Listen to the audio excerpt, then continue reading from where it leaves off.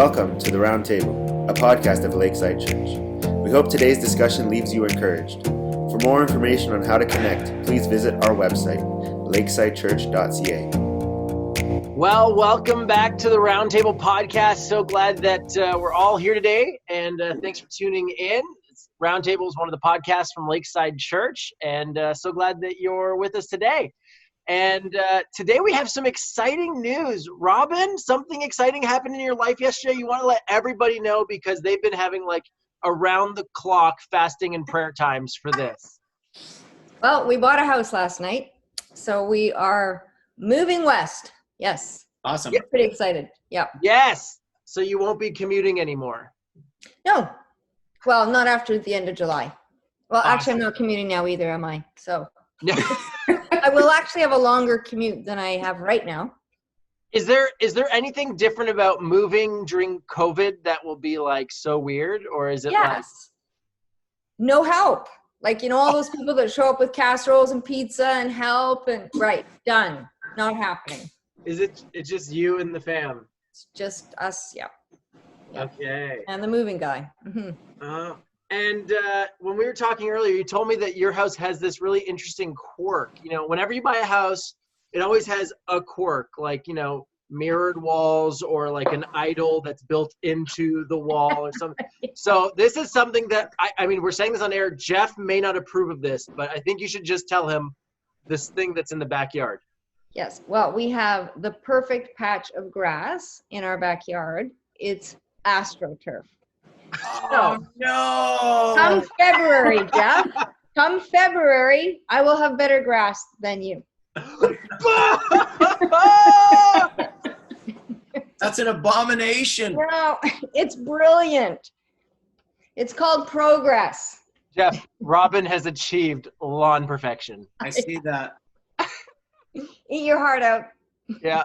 That's so funny because the number of times we've joked about how much Robyn does not want a lawn and have to do any lawn maintenance. So that's amazing. God bless you. Thank you. Well, guys, we got a lot of questions this week to cover, so we're going to get right into it. And the good news is some of you have wondered, like, hey, why is your podcast always like 30, 35 minutes? And the truth is because we're super cheap over at Lakeside, and we were just milking the free Zoom account, so everything had to be under 40 minutes. But now we have a full account, so this episode's going to be about 3.5 hours long. I hope not. No, I gotta go.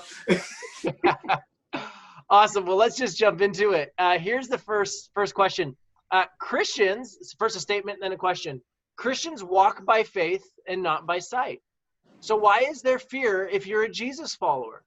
If we know God will never leave us or forsake us, why would we have fear?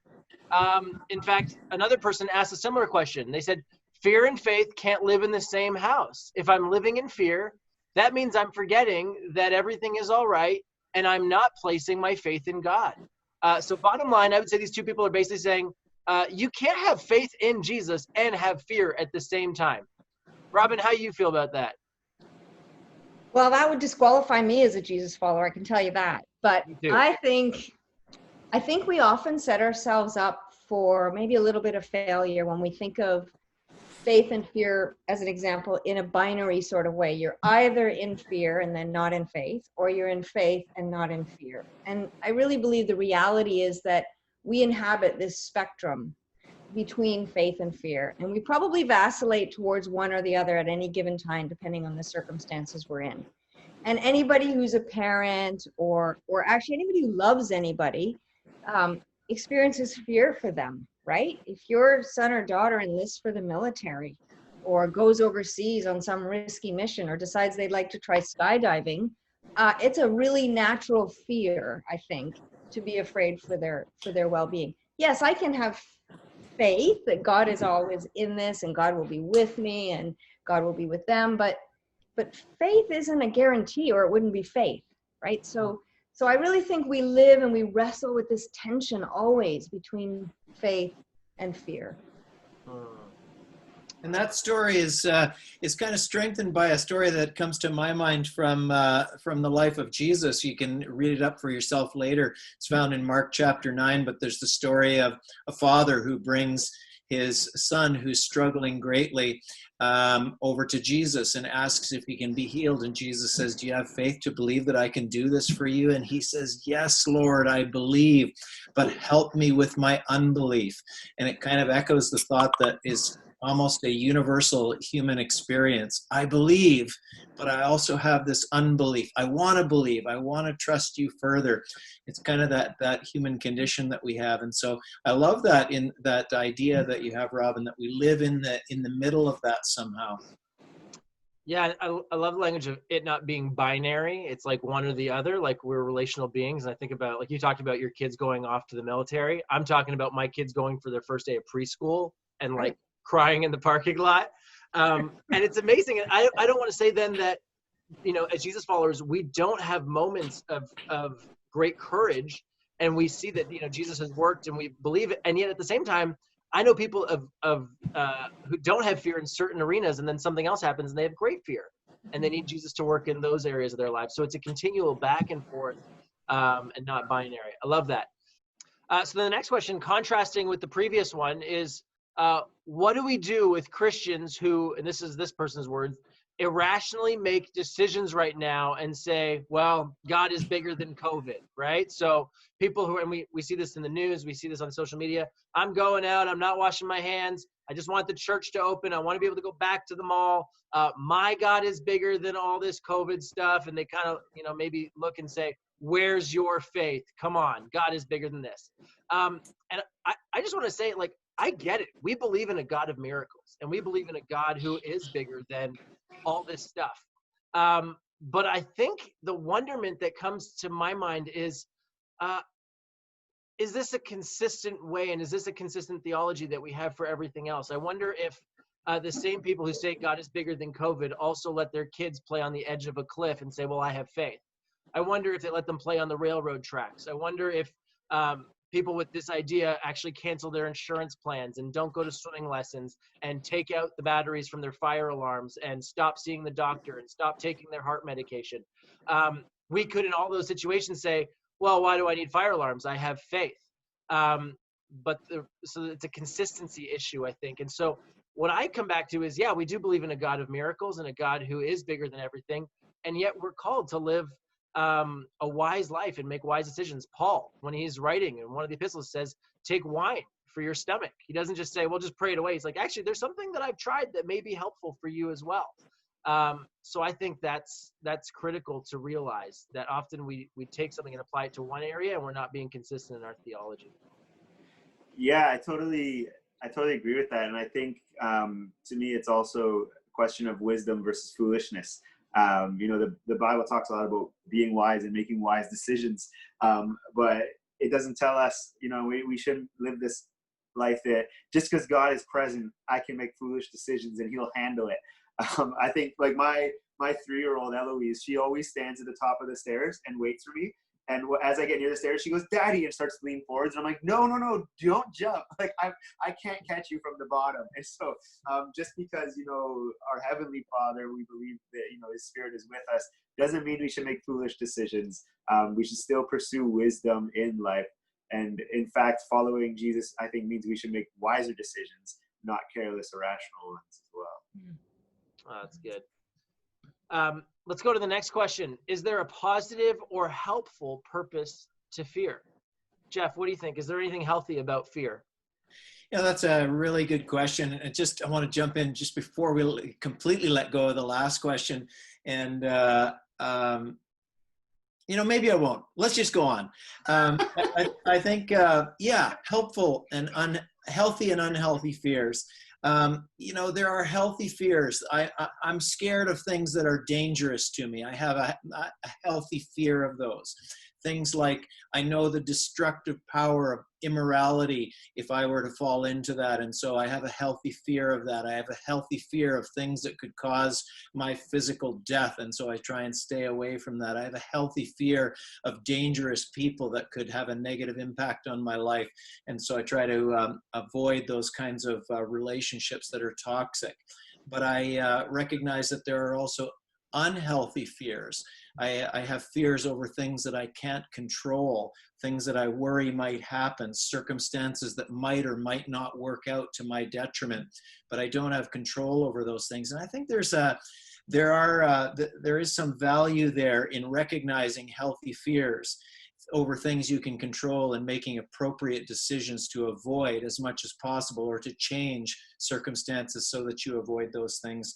But recognizing too that when we face unhealthy fears, things that are out of our control, we really want to lean into God's presence, God's power in our life, a sense that God has a plan for our life, like you were talking about, Daniel, in the message of this past Sunday, to lean into those things in times when we're afraid of things that we don't really have control over. I think that's a really helpful qualifier for me, to say there are things that are worthwhile. It's like, I have a fear of this, and this is something I can solve, and so I'm going to use some energy and bandwidth to try and figure this out, versus there are things that I have no control over. I think one of the statistics, I'm going to get this wrong, but it was something like 80% of things that people who struggle with anxiety think about never come to fruition. And so we're just paralyzed, and all our bandwidth is taken up by, and what about, and speaking from personal experience, and to acknowledge there's some things that we have no control over. And those are times to, in a sense, draw near to the Jesus community and to Jesus himself through his Spirit. So I think that's so good, Jeff. Let's go to the next one. The conversation about fear, this is an interesting take on it, can make us afraid. How many of you had this, right? Someone shares like, you know what I'm really scared of? And you're like, yeah, I'm kind of scared of that too now. I hadn't even thought of that, right? So the conversation about fear can make us afraid. Should we avoid talking about it? What do you think, Robyn? I'd say no, don't avoid it. I think talking about our fears is, especially talking about them with healthy people. So people who can walk with us through, people who we trust, people who aren't themselves consumed by irrational fears. So yeah, I would absolutely say no, don't not talk about it. Absolutely talk about it, but be selective in who you talk about it with. And there's a difference between talking about fear and perseverating on it, right? Stewing in it, marinating in it, every waking moment, just allowing yourself to just dwell there. That's unhealthy with anything, not just fear. So, again, we don't want to talk in binaries. We always inhabit the middle ground somewhere. So just being aware of, I'm afraid of this, naming it. That's always a good start, name it. And then seek someone out that you can just say, hey, I'm afraid this might be consuming more of me than it needs to. Or I'm really afraid of this. Are you afraid of this too? Because sometimes someone else's lack of fear in an area can really instruct us and help us carry it, or help us to rethink it somehow. So don't avoid it, because I think when we keep things in the dark, they can grow into really big monsters. So. And that's so true. I have seen that, where people can almost talk themselves into a very difficult situation. I'm worried about this. I'm worried about this. I'm worried about this. And all of a sudden it happens to them. And that can definitely happen out on that extreme. I think there are medical conditions that people end up getting diagnosed with, that the actual condition is something that you think you have a problem with your body in some aspect, but in actual fact you don't, but you have a sickness, which is, I think I have this thing. And so that's some of that problem of the obsessive kind of thinking that you're referring to, Robyn. So that's definitely an area to, if that's a struggle that you're having, or that somebody is having, that's a definite thing to get some help around, so that you don't live in that unhealthy fear like that. That's interesting. I've been part of faith communities and gleaned some amazing things, and I've also heard them say, like, well, we don't want to acknowledge things, because the moment you give voice to them, they become realities. And we just don't believe that. God is a God of truth. It's one of his names. And so by taking a reality of something that we're experiencing and not vocalizing it is actually being disingenuous. And so we actually think it's very good to be honest about what we're feeling, and then maybe go to the source, or figure out, is this something I can change or can't change, and then what to do with it. But vocalizing is important, but maybe not stewing in it. So good. Next, guys, we had tons of questions, and Daniel talked about this, one of your 3 Ps, which, by the way, who loved having alliteration. Was that not awesome? It was Baptist PTSD for me. Baptist. Just kidding, Daniel. It was great. I won't. It was a little hard for me to write. I've spent so many years not doing 3-point rhyming or alliteration messages now. Oh man, my father-in-law is gonna like text me this week and be like, "I listened to the podcast, and I think you need to preach more like that Daniel guy, because he's like the king of like the 17 P's of sanctificate." Like that's him. So he's gonna love you, Daniel. Nice. But so then there were tons of questions that came in about God's plan, and is this God's plan, and how do I know the purpose for this, and where's the meaning in this suffering, and what is God orchestrating? Because obviously God is the one that has given us, right? Like, there's just so much stuff there. And so I just wanted to actually pause it. Some of you are like, okay, answer that question. But we're actually going to pause that dialogue, because in 2 weeks from now, two Sundays from now, I'm actually going to be speaking on that. Is God in control, and is COVID-19 part of his master plan? Is that where it was COVID-19 actually dreamed up in the courts of heaven? Okay, so we're going to talk about that, and then we're going to spend a whole roundtable unpacking that. So so if you ask those questions, we actually are keeping them, and we're just holding on to them for a few weeks when we talk specifically about that. But so then with that said, let's jump to the next question. If Jesus calmed the storm, which was the narrative that Daniel walked us through this week, why isn't he stopping the COVID storm? And that's a fantastic question.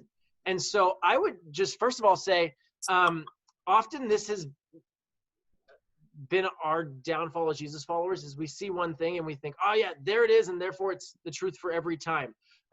Jesus doesn't calm every storm. Jesus can calm a storm, and he's still in the business of calming storms, but he doesn't calm every storm.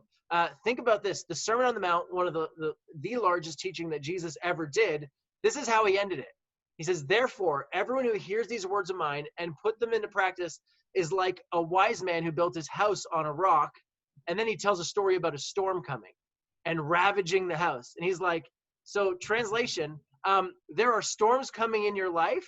And if you apply the principles that I have taught you, you will do well in the midst of the storm. He doesn't say, hey, now that you guys are all following me, don't ever worry, you're storm-proof. You won't even have a storm. He's like, actually, I want to prepare you for the storms of life. I've shared with you some wisdom. Apply it to your life so you're ready for the storm. So I think that's the first thing to realize, is Jesus never promised that we wouldn't have hard times. Look at all the early Jesus followers. Most of them died at the hands of people who were persecuting them for their faith. Daniel. Yeah, I remember hearing this idea years ago, and it really spoke to me about how we read the Bible, is that there's different types of, first of all, there's different types of genres in the scripture, right? We find poetry, we find songs, we find narratives, we find sermons, and so on, prophecies and the like. And other genres we don't even really understand anymore. But a lot of the Bible is why I would use the word descriptive. It describes what happened instead of prescriptive, where it prescribes something for us to do. And I think more of it actually is, if you read it descriptive, it tells you this is a situation that happened. Here's how it happened. This is why it's awesome. It points us to God, or this is why, this terrible thing happened, or whatever. And so a lot of times we can read a descriptive passage and try to prescribe it to our lives. So we can see, oh, Jesus calmed, that's the word. Jesus calmed this storm. Therefore, Jesus will calm all of my storms. I think that's an unfair assumption to make, rather that we read the narrative and we say Jesus has as you were saying, Marc, he has the ability to calm storms, and we hope maybe he will. And we cling to those narratives as a sign of what his power is and what his abilities are, but not necessarily saying that they will for sure be the same in every situation. Yeah. Jeff? Yeah, I love this question. I love that you're going to tackle it in a sermon and a whole other roundtable together with us, Marc. That's going to be fantastic. But another theme that comes to mind that's important to think about in this time, the scriptures tell the story that we live in a broken world. We live in a broken world that's in the process of being redeemed. One of my favorite scholar writer guys out there is a person by the name of N.T. Wright, and he describes this as God putting the world to rights. I love that phrase. God is in the process of putting the world to rights, and he's chosen not to do that all of a sudden in one fell swoop and make the world perfect by the snap of his fingers, so to speak. But he's chosen to do this in a process. And so the scriptures talk about, we see the now and the not yet. And I think that's a helpful perspective when you say, why isn't Jesus stopping COVID-19 right now? But Robyn, I think you've got another angle on that even still. Well, it's probably a little similar to that, but it's the whole, I would probably push back with the question, isn't he working to solve COVID-19? I think wherever we see sacrificial moves of kindness, acts of kindness, moves towards healing and cures, and just all of these people moving towards COVID to help other people, we see Jesus moving towards them. Every time we see researchers coming up with cures or treatments, we see Jesus in that, because the enemy is not about healing. Any healing, it doesn't have to come out of Jesus' followers. Any healing, I believe, is God's healing, and he can use whoever he wills to use. So I would say Jesus is out there. Jesus is actually confronting COVID. Maybe not, as you said, with the snap of a finger, but through us. I mean, I think scripture shows us fairly clearly that God has chosen to use us, to partner with us in the taming of this world, right from the beginning on through to the end. And so I think all of our participation in bringing about healing for others through this is Jesus in the midst of it. I love that. Well, thanks guys for that. That was a good back and forth on that question. Let's jump to the last question. So now, how does, and I think that's what we acknowledge, is that God is with us in this storm, not waiting for him to just snap his fingers. He actually is partnering with us. How does God guide us through the storm right now is the final question we got. How does God guide us through the storm right now? Jeff? Yeah, and isn't that just such a powerful question? It's just such a, it runs to the deepest part of us. In fact, it even surfaces some of our fears. What if he isn't? What if he isn't guiding us? What if he's not even there? And sometimes we obsess over those things. So I think it's totally worthy of pausing over this question just for a moment and thinking, how is God guiding me? Or how can he guide me? How can I access his guidance? And for that, I just want to bring something that I was just reading this morning. Actually, it's so awesome that this came across my reading this morning. It comes from a devotional that my wife and I have been reading together. And so if I can just read something out for you, I hope that it'll speak into the question that the person has asked here. So here's how the reading goes. And it's spoken in the first person as if God is saying this to you. So question asker, let God speak these words over you. Seek my face at the beginning of your day. This practice enables you to put me on and wear me throughout the day. Most people put on clothes soon after arising from bed. Similarly, the sooner you put me on by communicating with me, the better prepared you are for whatever comes your way.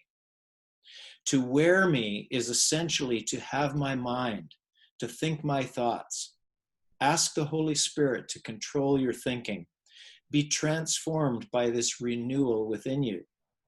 Thus you are well equipped to face whatever people and situations I bring your way. Clothing your mind in me is your best preparation for each day. This discipline brings joy and peace to you and those around you. Guys on the round table, what do you think about that? Does that make sense to you? Does that speak to you something about how God guides us in this time? Yeah, I mean, for me, that totally lands. Like I think about this COVID storm that we're in right now, and I'm like, the only thing getting me through is that time that I get to be still in the presence of God and to hear from him for not the next 3 weeks, but for today. And, you know, God, what does my work as a pastor look like today? What does it look like as a husband, as a father, someone who's struggling in this time? And to be able to hear the voice of God, and we at Lakeside believe you can hear God's voice. We teach on that regularly. If you'd like to learn more, reach out to us. We're just so passionate about that. So that resonates with me, is that he has promised to be with us and not forsake us. And I think this is a reorienting gift, even though it's tragic what's happening right now where God can leverage it. And I think, so that resonates with me.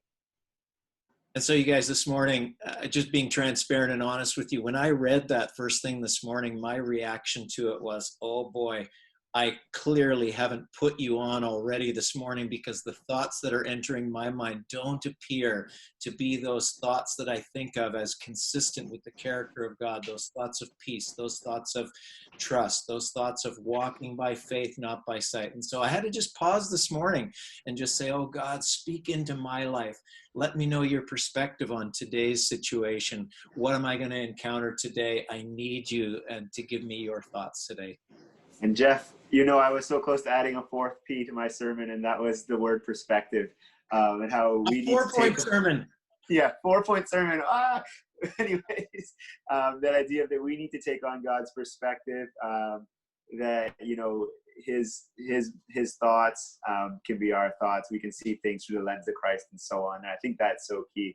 Jeff, what devotional was that you got that from? Yeah, that's from a devotional called Jesus Calling by Sarah Young. I think it's come out a few years ago. And like many devotional books, and this just for me, we can never stick with one very long. We'll read for a few weeks in one, and it's kind of like, oh, I'm bored with this, time to move on to something else. And that's just kind of our personality. But right now we're really into it. Well, I'm just glad I'm surrounded by you super spirituals, because what I took from Daniel's message was Jesus took a nap. Like, he's stressed, amen. Goes for the nap, and I'm going, yeah, I'll be a Jesus follower. And that sounds good to me. That's what they always say, right? There's a nap for that. Yeah, exactly. Yep. Sorry. See, I have you guys, so keep me on the straight and narrow. Yeah, and you know what? You can nap because you have AstroTurf, and you don't need to do any work. Well, there Jeff's you go. cutting his grass. Oh gosh, guys, this has been fun. Thank you for all who sent questions in. We just so appreciate being able to continue the dialogue. And thank you guys, and look forward to seeing you again next week. Take care. Bye. Yeah.